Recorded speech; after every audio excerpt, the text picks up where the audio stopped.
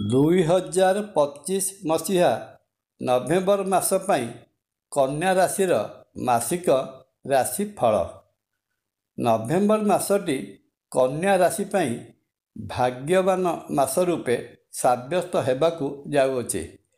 ରାଶି ଚକ୍ରରେ ପରିଭ୍ରମଣ କରୁଥିବା ଗ୍ରହମାନଙ୍କର ଗୋଚରୀୟ ସ୍ଥିତିକୁ ଅନୁଧ୍ୟାନ କଲେ ଜଣାଯାଏ ନଭେମ୍ବର ମାସରେ କନ୍ୟା ରାଶିର ଆର୍ଥିକ ସ୍ଥିତି ବେଶ୍ ସୁଦୃଢ଼ ରହିବ। ଜୟ ଜଗନ୍ନାଥ। ନମସ୍କାର, ମୁଁ ତପନ ଡାଇଜେଷ୍ଟକୁ ଆପଣଙ୍କୁ ସ୍ୱାଗତ।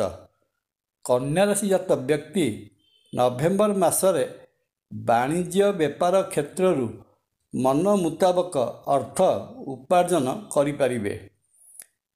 ବେପାର କ୍ଷେତ୍ରରେ କରୁଥିବା ପୁଞ୍ଜି ନିବେଶରୁ ବେଶ୍ ଲାଭ କମାଇବାରେ ସକ୍ଷମ ହେବେ। ବଜାରରେ ବାକି ପଡ଼ି ରହିଥିବା ଟଙ୍କା ଆଦାୟ ହୋଇଯିବ। ଏହି ସମୟରେ ଯଦିଓ ଖର୍ଚ୍ଚର ପରିମାଣ ବୃଦ୍ଧି ପାଇପାରେ, ତେବେ ବି ଆୟର ନୂତନ ସ୍ରୋତ ଖୋଲିବାକୁ ଥିବାରୁ ଏ ମାସରେ ଆର୍ଥିକ ସଞ୍ଚୟ ମଧ୍ୟ କରି ରଖିହେବ। ଏହାଛଡ଼ା ଏହି ସମୟରେ ମାମୁଁ ଘର ତରଫରୁ ବିଶେଷ ଆର୍ଥିକ ସହଯୋଗ ମିଳିବାର ସମ୍ଭାବନା ରହିଅଛି। କ୍ୟାରିୟର ଦୃଷ୍ଟିକୋଣରୁ ଦେଖିବାକୁ ଗଲେ ଜଣାଯାଏ କନ୍ୟା ରାଶି ଜାତ ବ୍ୟକ୍ତିଙ୍କ ପାଇଁ ମାସଟି ଶୁଭ ଫଳ ପ୍ରଦାନ କରିବାକୁ ଯାଉଅଛି। ଚାକିରି କରୁଥିଲେ ମାସର ଦ୍ୱିତୀୟାର୍ଦ୍ଧରେ ପ୍ରମୋସନ୍ ମିଳିବାର ସମ୍ଭାବନା ଦେଖାଯାଏ। କର୍ମକ୍ଷେତ୍ରରେ ସହକର୍ମୀମାନେ ସହଯୋଗ ପ୍ରଦାନ କରିବେ। ଉପରିସ୍ଥ ଅଧିକାରୀ କାର୍ଯ୍ୟରେ ସନ୍ତୁଷ୍ଟ ରହିବା ସହିତ ନୂଆ କିଛି ଦାୟିତ୍ୱ ଅର୍ପଣ କରିପାରନ୍ତି। ନୂତନ ଚାକିରି ଆଶାୟୀମାନଙ୍କ ପାଇଁ ମାସର ଦ୍ୱିତୀୟାର୍ଦ୍ଧରେ ଶୁଭ ଖବର ମିଳିବାର ସମ୍ଭାବନା ରହିଅଛି। ନଭେମ୍ବର ମାସଟି ଲଭ୍ ଲାଇଫ୍ ବା ପ୍ରେମ ସମ୍ପର୍କରେ ଥିବା କନ୍ୟା ରାଶି ଜାତ ବ୍ୟକ୍ତିଙ୍କ ପାଇଁ ବେଶ୍ ଉତ୍ସାହପ୍ରଦ ରହିବ। ପାର୍ଟନରଙ୍କ ସହିତ ସମ୍ପର୍କ ସୁଦୃଢ଼ ହେବ। ଉଭୟଙ୍କ ବିଚାରଧାରାରେ ସମାନତା ବା ସାମଞ୍ଜସ୍ୟ ରହୁଥିବାରୁ ଉଭୟ ମିଶି ପ୍ରେମ ସମ୍ପର୍କକୁ ବିବାହ ବନ୍ଧନରେ ପରିଣତ କରିବା ପାଇଁ ନିଷ୍ପତ୍ତି ନେବେ। ଉଭୟଙ୍କ ପରିବାର ମଧ୍ୟ ଏହି ପ୍ରସଙ୍ଗରେ ସହମତି ପ୍ରଦାନ କରିବେ। ପାରିବାରିକ ଦୃଷ୍ଟିକୋଣରୁ ଦେଖିବାକୁ ଗଲେ ଜଣାଯାଏ ନଭେମ୍ବର ମାସରେ କନ୍ୟା ରାଶିର ପାରିବାରିକ ସ୍ଥିତି ଠିକ୍ଠାକ୍ ରହିବ। ଗୃହରେ ମାଙ୍ଗଳିକ କାର୍ଯ୍ୟର ଆୟୋଜନ ହୋଇପାରେ। ଦାମ୍ପତ୍ୟ ଜୀବନ ହସଖୁସି ଭରା ରହିବ।